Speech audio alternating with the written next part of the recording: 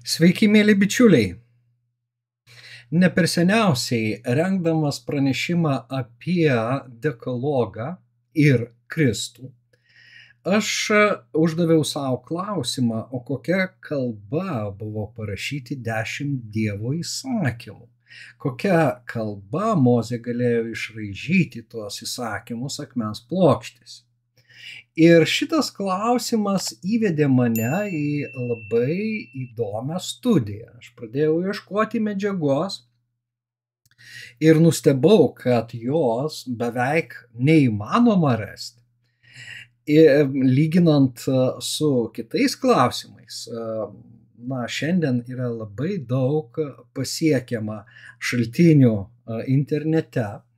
Yra prieinamos iš tiesų duomenų bazės, bibliotekų bazės ir gali susirasti reikiamą knygą ar bent jau ištraukas iš jos. Tačiau šiuo klausimu aš praktiškai neradau medžiagos.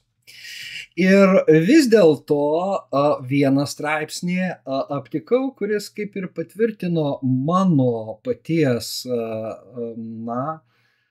spėjimą ar hipotezę, kad Mozė išraižė 10 Dievo įsakymų egiptiečių hieroglifais. Apie tai beje jūs galite paklausyti mano tinklalaidėje, kuri taip ir vadinasi Dekalogas. Ne vien apie tai ir kitus dekalogo aspektus aš aptariu. Ir praeitoje laidoje yra tęsinys to pranešimo, taip kad jei įdomu, tikrai pažiūrėkite ir tas laidas.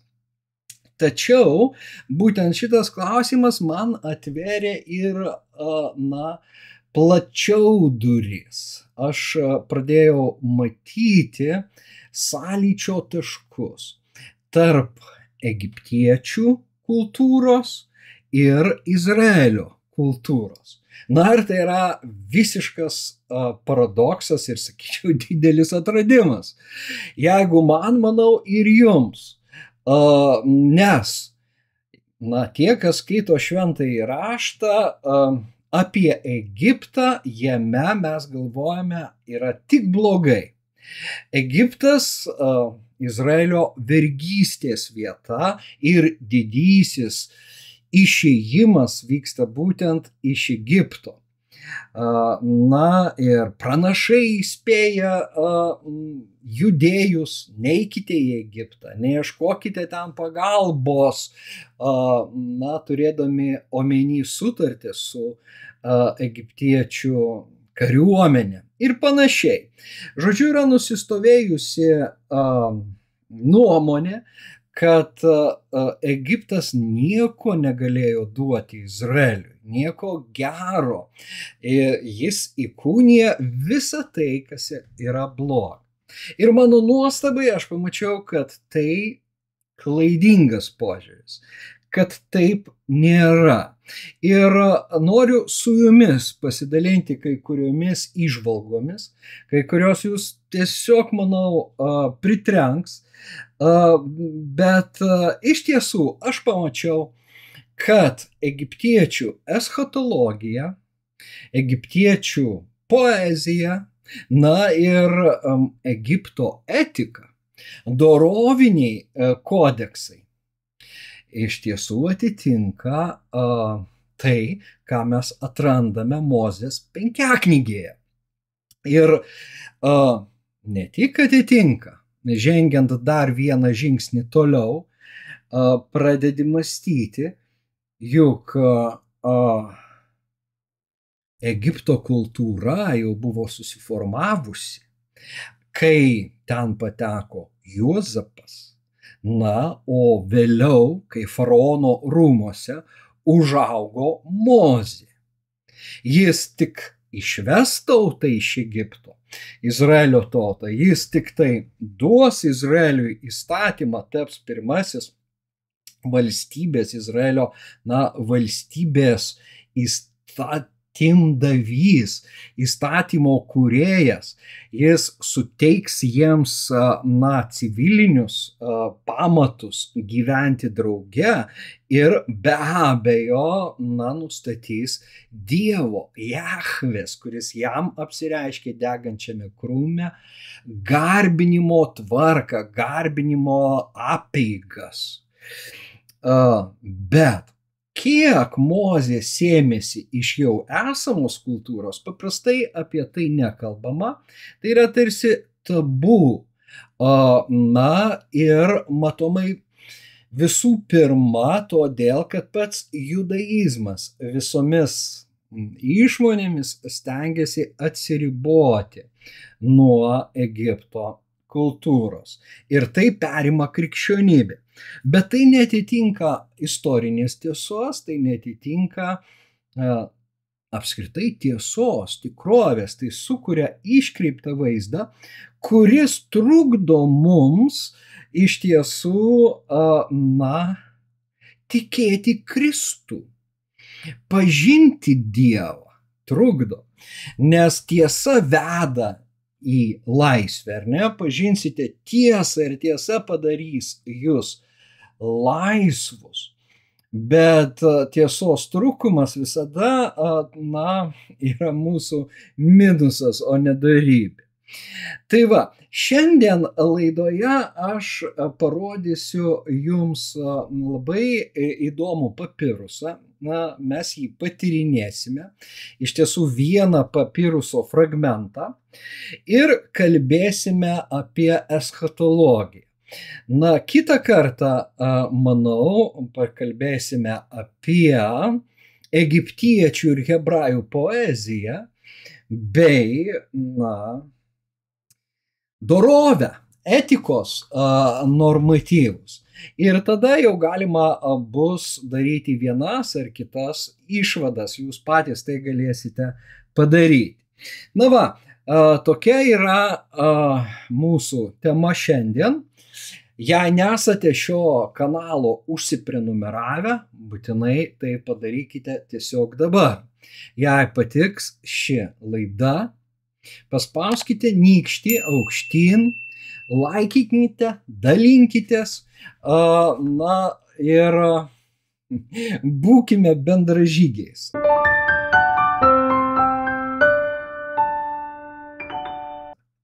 Tai va, o pradėti aš norėčiau nuo eilutės iš Apaštalų darbų 7 skyriaus, kuriame yra užrašytas Stepono, diakono Stepono pamokslas, žinia tautiečiams prieš tai, kai jį užmėto akmenimis ir jis tampa pirmuoju po Jėzaus krikščionių kankiniu, dėl tikėjimo atidavęs gyvybę. Bet savo pamoksle jisai iš tiesų eina labai gražiai per Izraelio istoriją ir atėjęs iki Mozės sako, bent taip Lukas užrašė, tuo metu gimė Mozė, kuris buvo mielas Dievui.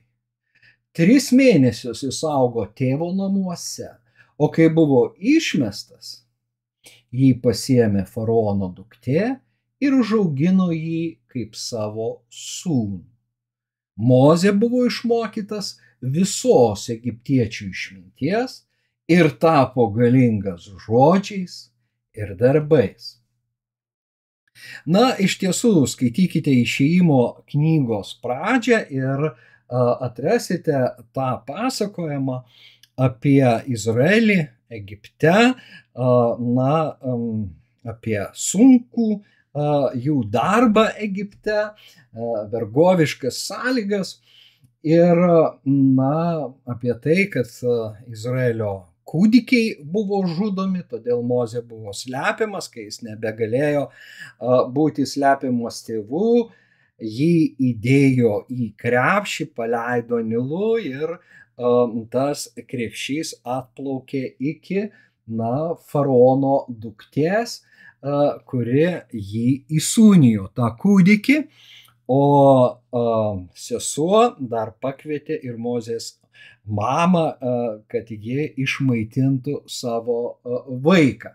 Skaitykite tą istoriją. Jinai iš tiesų labai graži, vaizdinga ir čia Steponas užsimena tai, bet pasako tai, ką aš čia net raudona spalva pažymėjau, ko mes nerandame skaitydami Senąjį testamentą. O būtent, Mozė buvo išmokytas visos egiptiečių išminties ir tapo galingas žodžiais ir darbais. Ta mes galėtume logiškai išmastyti, jeigu jau jis augo faraono, tai yra Egipto imperatoriaus rūmose, be abejonės, jis buvo išlavintas kaip įmanoma geriausiai. Tačiau apie tai Senasis testamentas neužsimena nė žodžių. Iš kur Steponas sužinojo, kad Mozė buvo išmokytas visos egiptiečių išminties? Tuoj aš atsakysiu į šitą klausimą, bet jau vien šitas teiginys mums suteikia biblijinį pamatą tvirtinti, kad judėjų išmintis semiasi iš Egipto išminties. Šitas teiginys nėra negatyvia forma, kad kaip blogai, kad Mozė buvo išauklėtas ir prisirinko visokiausių nesąmonių faraono rūmose. Ir buvo išmokslintas, įgijo tai, ko jam tikrai nereikės, tarnaujant Dievui ir garbinant Jahvę. Nieko panašaus. Akivaizdžiai Steponas pabrėžia Mozės didybę to, kad tai buvo ypatinga privilegija, kuri tik Dievo apvaizdos dėka galėjo tapti pasiekiama žydų berniukui, nes vargiai ar be Dievo stebuklo koks žydų vaikas būtų turėjęs tokius mokytojus, kokius Mozė turėjo faraono rūmuose. Ir akivaizdu, kad mes jau pamatą turime, ar ne, kad aš užvardinęs šią laidą Egipto išmintis visai neturiu to pejoratyvo, tai yra ketindamas blogai apie ją atsiliepti, arba ironijos, kaip apaštalas Paulius, kai sako, kad graikai ieško išminties, ten yra ironija, o mes skelbėme Kristų nukryžiuotai, kuris graikams yra kvailybė. Ne, Egipto išmintis šiuo atveju yra tas lobynas, iš kurio Mozė sėmėsi ir kuris jam padėjo suteikti Izraeliui tai, ką jis suteikė, o jis suteikė be galo daug. Tai va, bet iš kur Steponas žino? Be abejo, iš žodinės tradicijos. Iš judėjų žodinės tradicijos, kuri perdavė, būtent tai. Ir aš jums dabar pacituosiu ištrauką tik tai iš vieno šaltinio, tai Filono Aleksandriečio knyga apie Mozės gyvenimą, arba tiesiog Mozės gyvenimas. Ir Filonas Aleksandrietis, aš jį cituoju gan dažnai, nes tai yra labai patikimas pirmojo amžiaus šaltinis. Patikimas šalia Naujojo testamento.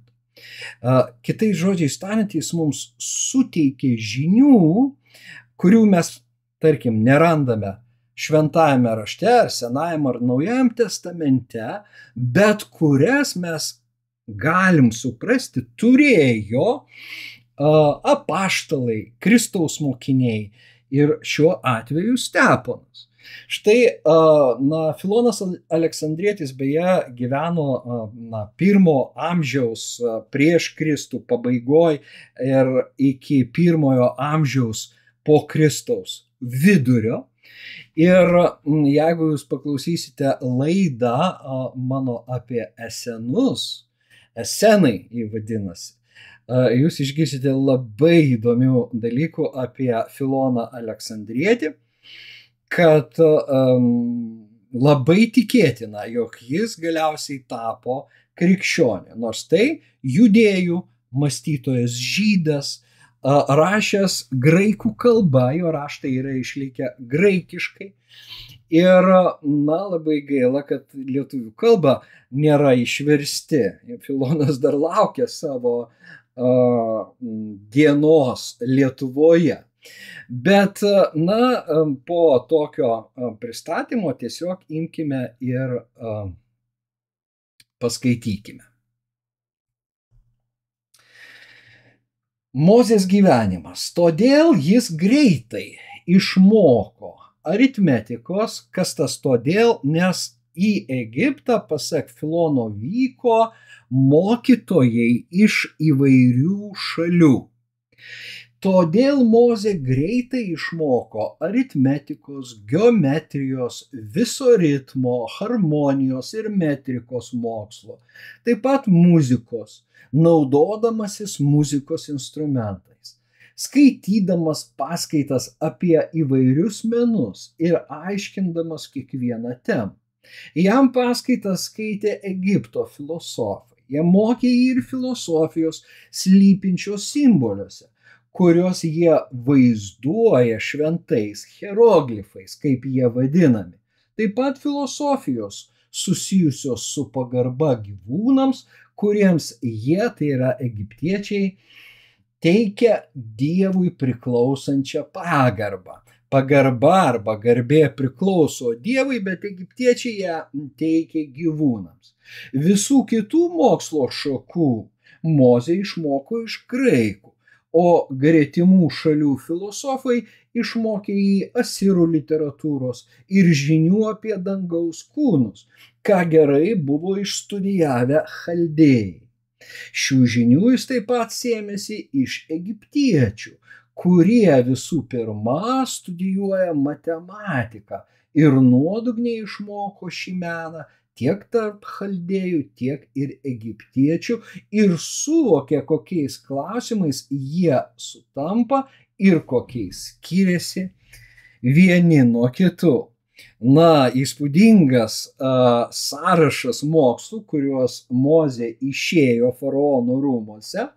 Ir akivaizdu, kad Filonas Aleksandrietis kalba tai, ką Steponas savo pamoksle Apaštalų darbų 7 skyriuje numano, kad buvo išmokytas visos Egipto išminties. O štai Filonas Aleksandrietis mums pasmulkina, mums paaiškina, kas tai per išmintis ir parodo, kad Egipto didybė traukė mokytojus ir iš kitų šalių. Todėl tam buvo prieinami ne tik tai Egipto raštininkų ir mokytojų žinios ir mokslai, kuriuos jie dėstė, bet taip pat ir kitų šalių.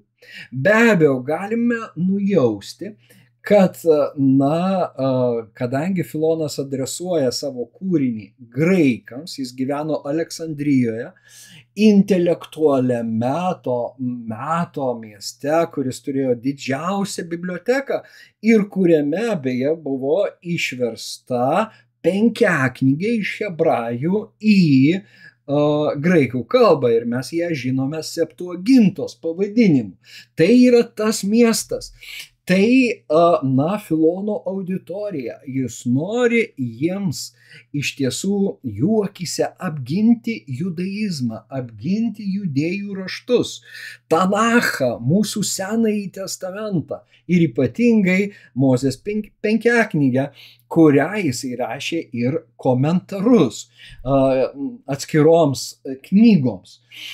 Todėl graikams galbūt jisai šiek tiek pataikauja ir, na, apie graikų tuos filosofus, na, galime dvejoti. Ir apskritai to tokio Mozės sumitinimo esama, bet ne tik Filono raštuose, apskritai judaizme, judėjų žodiniai tradicijoje.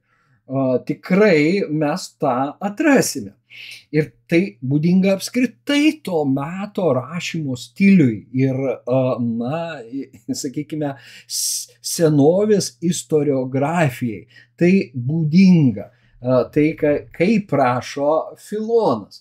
Tačiau, kad jis visai, reiškia, kalba, na, išgalvotus dalykus, tikrai taip nėra.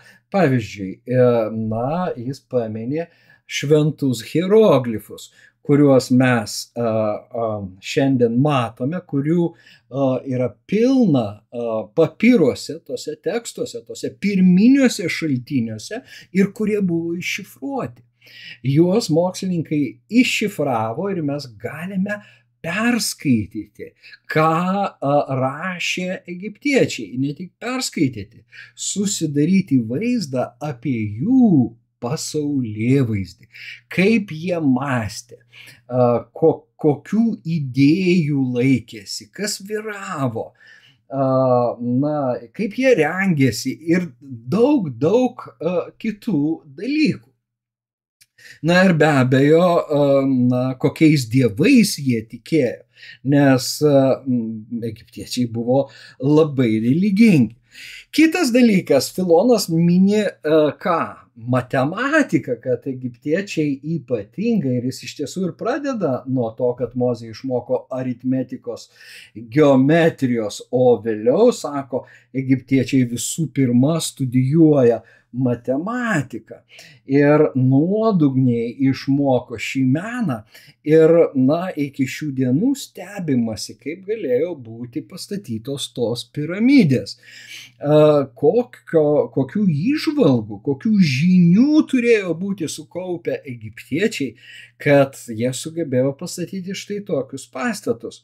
Na ir yra įvairiausių teorijų, jūs esate galbūt girdėję, galbūt netgi ateiviai padėjo statyti tas piramides.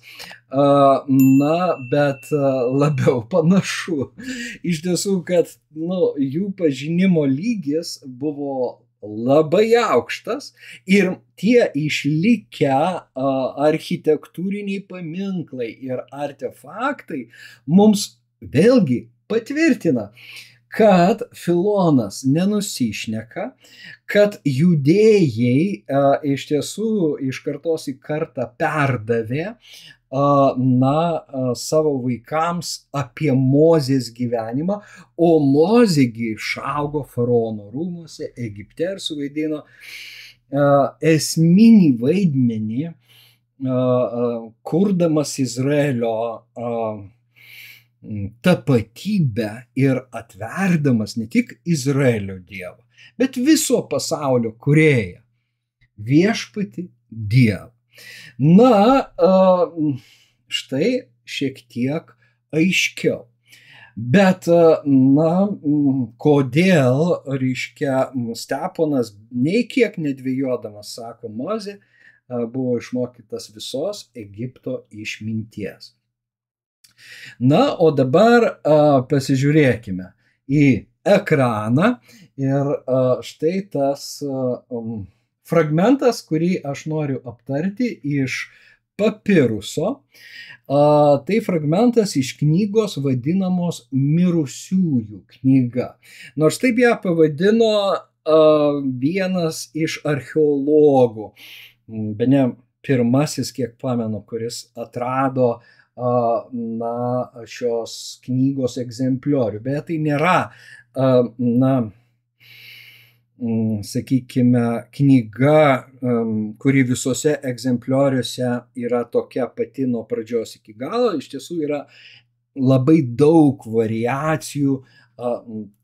Knygos, kurią jis pavadino mirusiųjų knyga, sakoma, kad hieroglifais jos pavadinimas būtų užkalbėjimai išėjimo į šviesą, na, ar panašiai, išėjimas į dieną, reiškia, na, išėjimo į dieną arba į šviesą užkalbėjimai, ir turima omeny ne kas kita, o eschatologija, ta asmeninė eschatologija, kur žmogaus siela patenka jam mirus.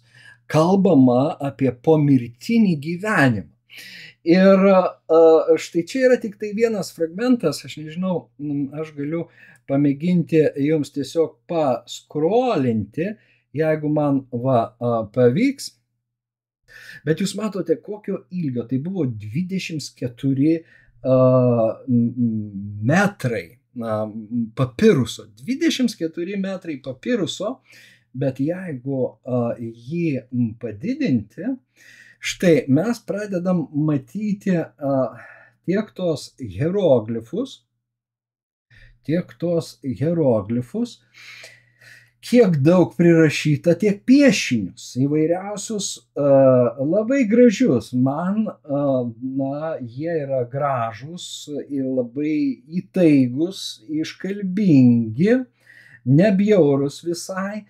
Ir iš tiesų leidžia pajusti tą pasaulėvaizdį, būdingą egiptiečiams.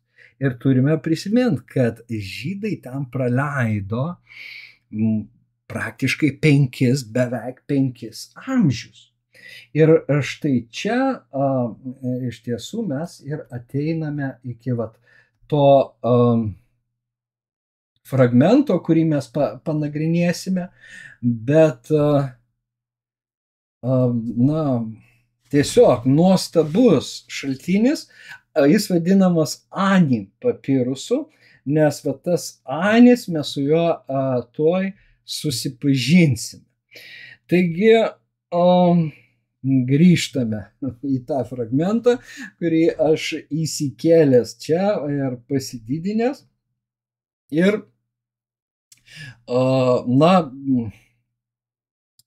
knyga susideda dažniausiai iš, na, užkalbėjimų galim pavadinti, bet tiksliau būtų tai maldos, prašymai skirtingiems dievams, pokalbiai su 42 dievais, kurių tikslas įtikinti juos suteikti amžiną gyvenimą, nekentėti ugnies ežero kančias, nebūti prarytam baisaus žvėries, bet eiti į šviesą, gyventi dienoje per amžius laimingą gyvenimą.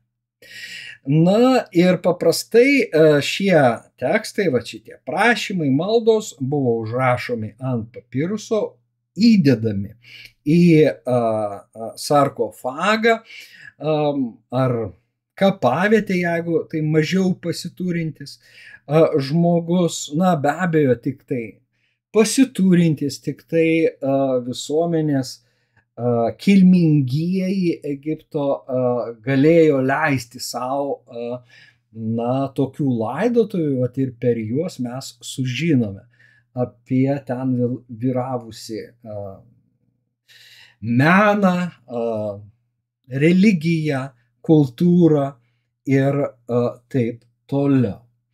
Na va, šitas egzempliorius priklausė būtent Ani, raštininkui, kuris buvo raštininkas ir todėl užėmė aukštą padėtį Egipte ir, na, todėl galėjo leisti savo tokią brangią knygą būti palaidota drauge su juo, su balzamuotu jo kūnu.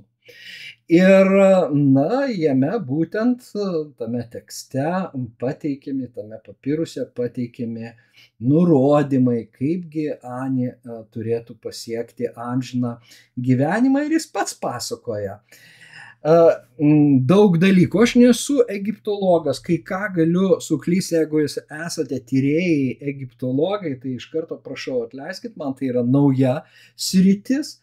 Bet, na, kažkiek bendrą vaizdą tikrai turiu ir suprantu, kad galbūt jie tikėjo, kad ta siela kažkokiu būdu skaitys tas maldas, nes ten labai svarbu buvo kiekvienam dievui pasakyti, na, kaip burtažodį, kaip tiksliai pasakyti, ko gyvendamas žmogus nedarė, kas yra nedorovinga ir panašiai. Bet tai tik detalės. Pasižiūrėkime į, na, tokius esminius dalykus. Taigi, čia Anė dešinėje, kairėje jo žmona Tutu, ir jie įžengia į tiesos salę. Labai įdomu, kur jį natūraliai pasitinka dievai, sprendžiantys. Dievai nuspręs, ar jis keliaus į šviesą, ar bus prarytas baisaus žvėries, apie kurį mes tuoj irgi užsiminsim. Na va, bet čia Anė lenkėsi tiems dievams drauge su žmona ir žiūri, tarsi jisai mato save jau ir po mirties. Ir štai čia, aišku, jūs gal ir neįžiūrėsite, ta Anės siela yra pavaizduota kaip paukštis. Na, jinai yra tokia nedidelio paukščio, bet beje, šitas papirusas pilnai yra prieinamas, jis yra Britų muziejuje saugomas ir yra suskaitmenintas. Jeigu jums įdomu, jūs atrasite ir galite patys pasistudijuoti. Bet čia dabar man yra labai svarbus ir įdomus dalykas, kad hieroglifais yra užrašyta Anė malda. Anė malda, kurioje jisai sako, kreipiasi į širdį, o mano širdie, kurią turėjau už savo motinos, o mano širdie, iš skirtingų mano gyvenimo metų. Nebūk liudytoja prieš mane, neprieštarauk man teisme, nebūk priešiška man svarstyklių saugotojo akivaizdoje.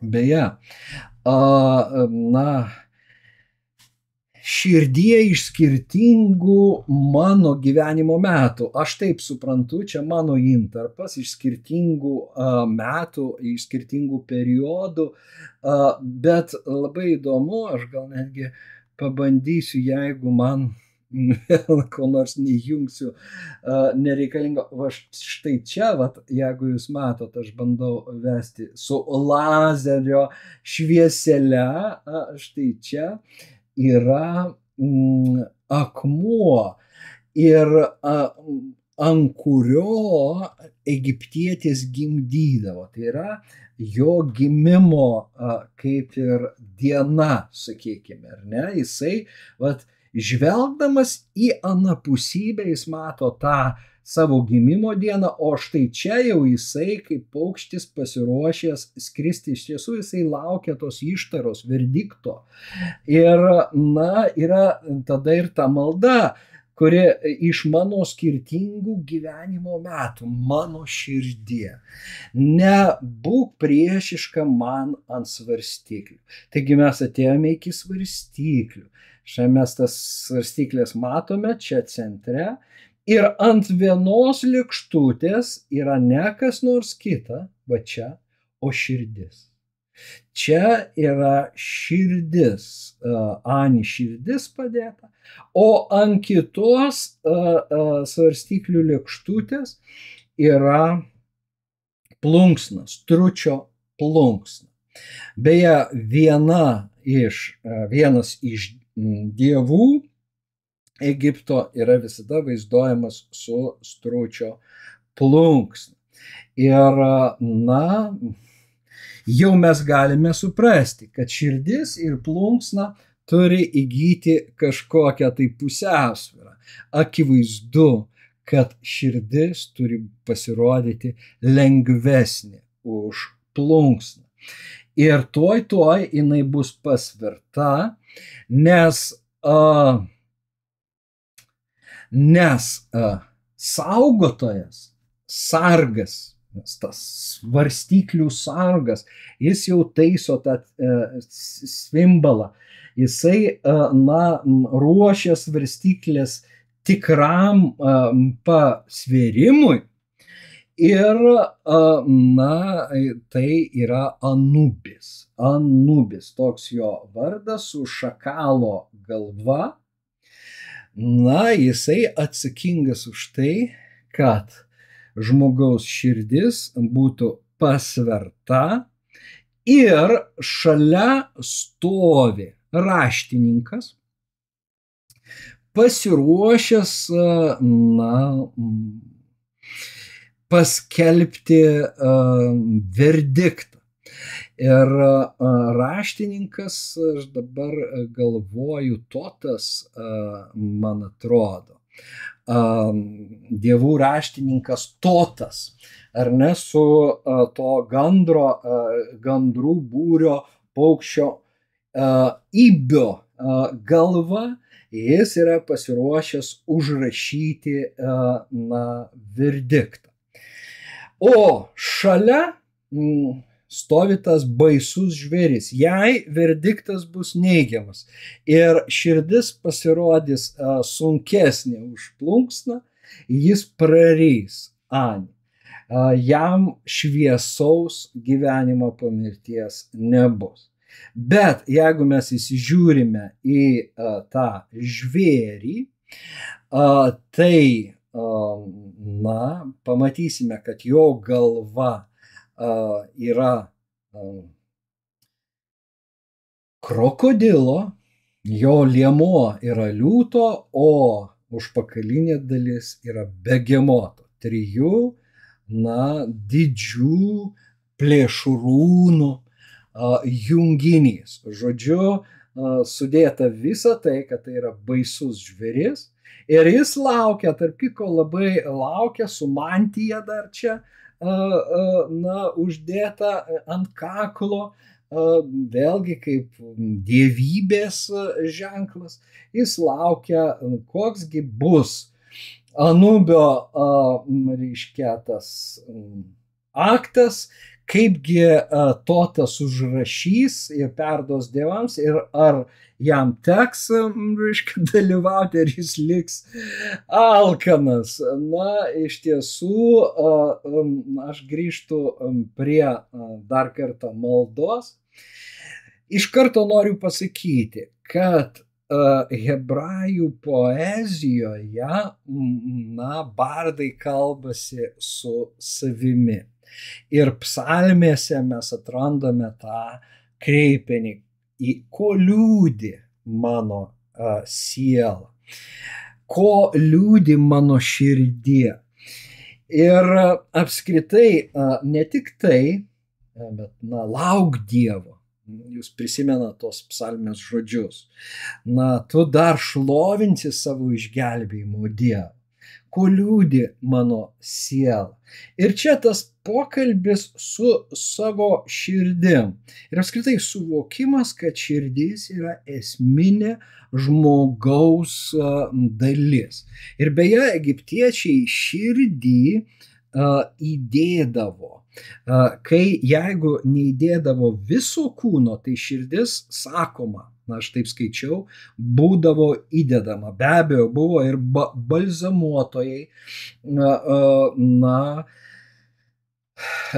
būdavo ir, reiškia, mumifikuojami kūnai, bet vėlgi ne visi išgalėdavo. Kaip ten bebūtų, aš matau, kad Senajame testamente hebrajiškas žodis lev arba leb, širdis yra virš 1000 kartų pavartotas. Yra vienas centrinių žodžių, jo tiek daug, kad tu supranti, kad žydams širdis yra be galo svarbus dalykas. Buvo, ir aš tuoj paskaitysiu. Galbūt nieko nelaukiant, eikime štai čia ir pasižiūrėkime. Tai tik kelios vietos apie širdį. Viešpats mato ne taip kaip žmogus. Žmogus žiūri į išorę, bet viešpats žiūri į širdį. Kaip vanduo atspindi veidą, taip žmogaus širdis atspindi žmogų. Širdis yra labai klastinga ir be galo nedora, kas ją supras. Be Mozė jau pradžios knygoje, 8 skyriuje, užrašo šitos žodžius, nors čia iš pranašo Jeremijo, kad žmogaus širdis yra palinkusi į piktą nuo pat jo jaunystės.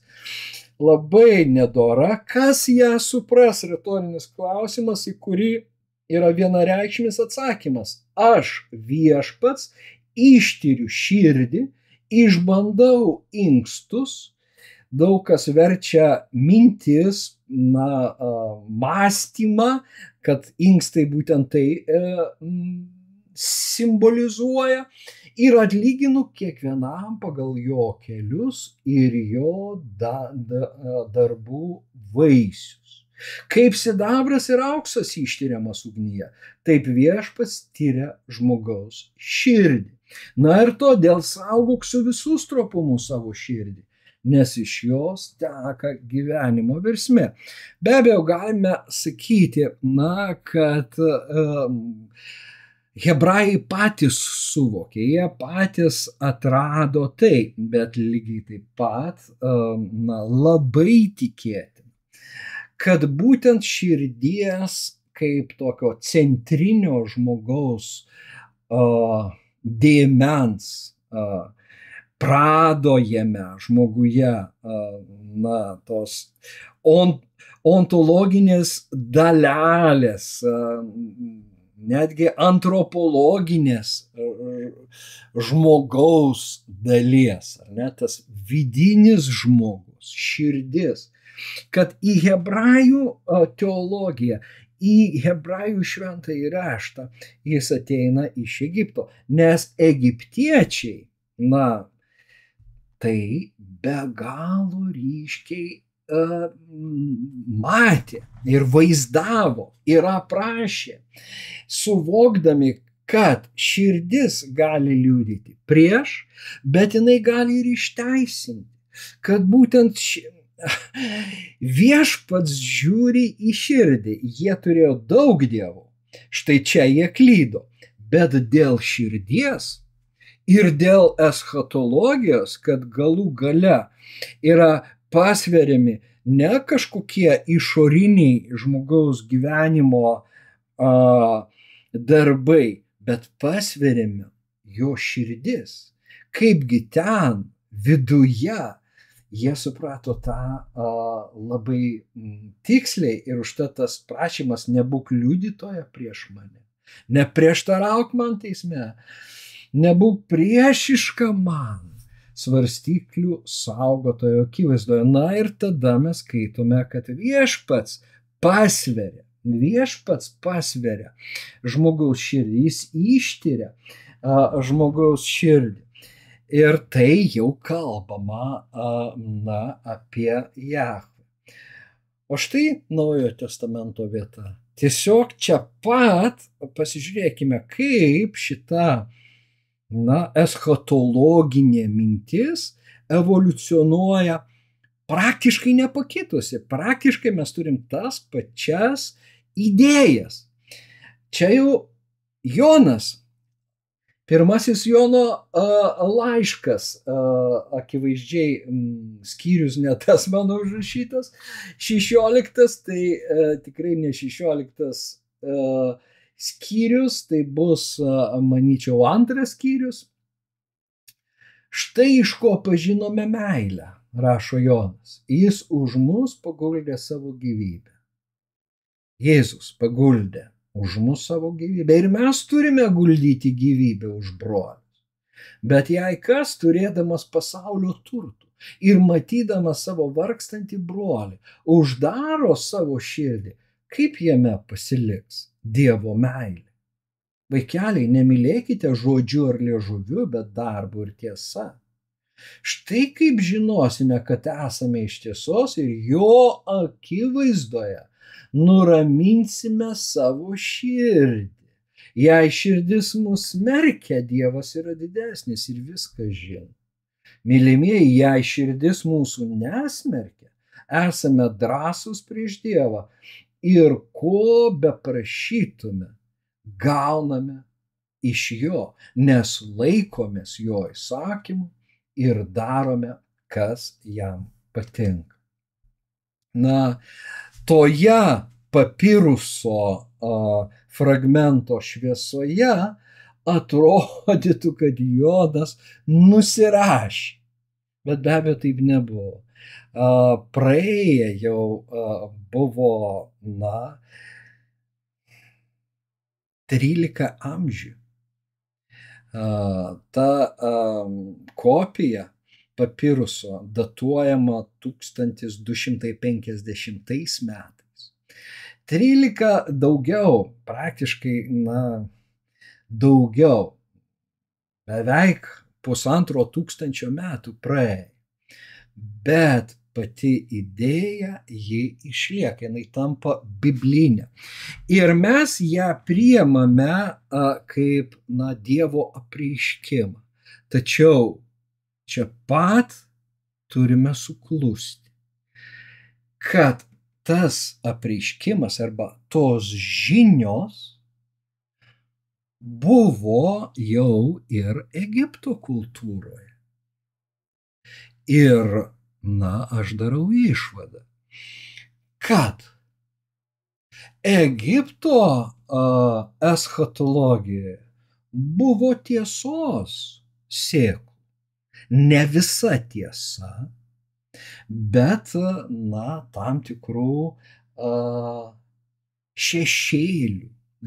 Taip kaip Senajame testamente mes turime šešėlių rodančių į Kristų, į dabartį.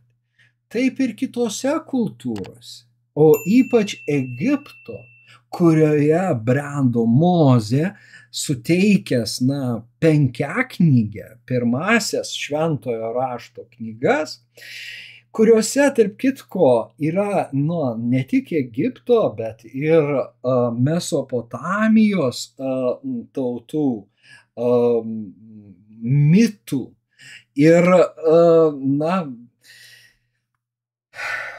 visko mes dabar neapglėpsime, tačiau tai padeda, labai suvokti ir Izraelio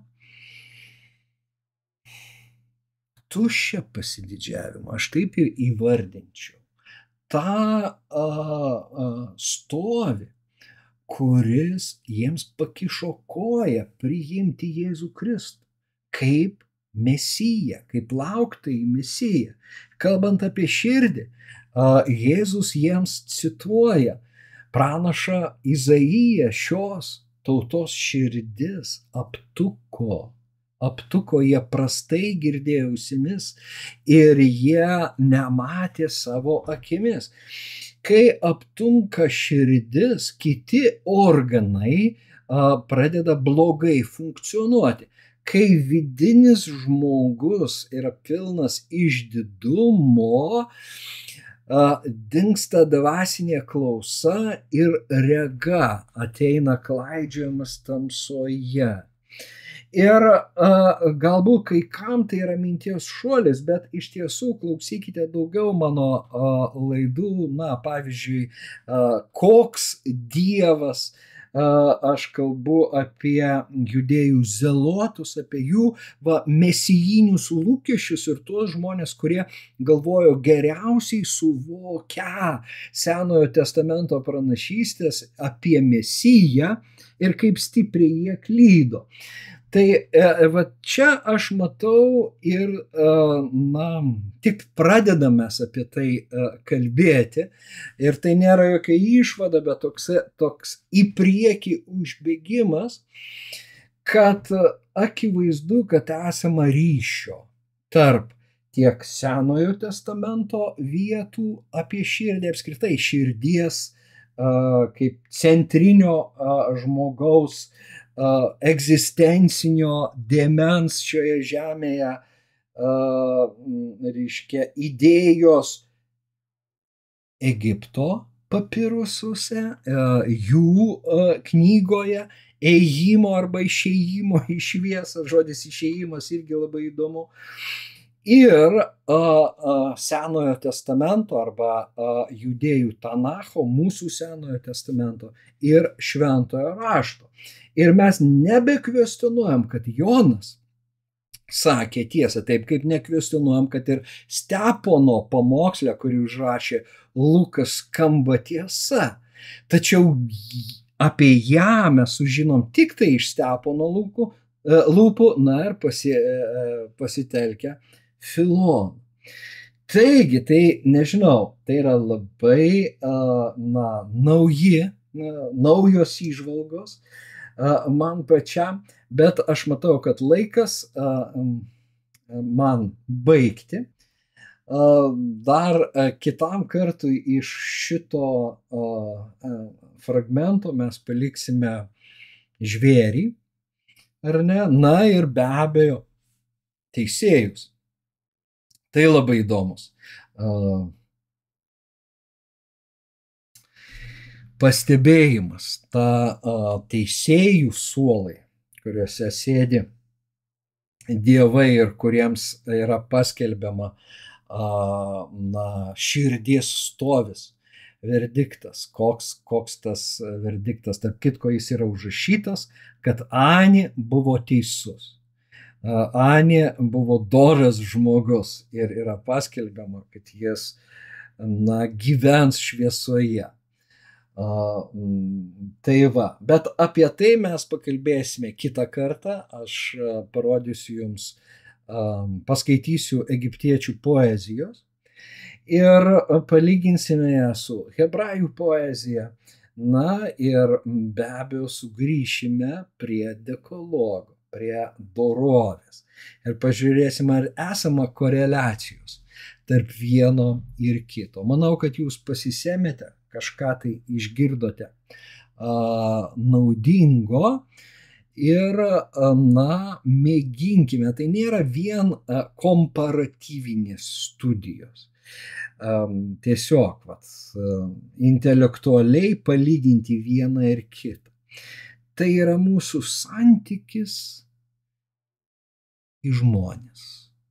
Tai atspindi vėlgi mūsų pokalbius su mūsų širdim, ko mes laukiame, ko mes laukiame iš Dievo, koks mūsų santykis, galvojant apie tą asmeninę eschatologiją, ar ne, stojimasi prieš Kristaus teismo sostą.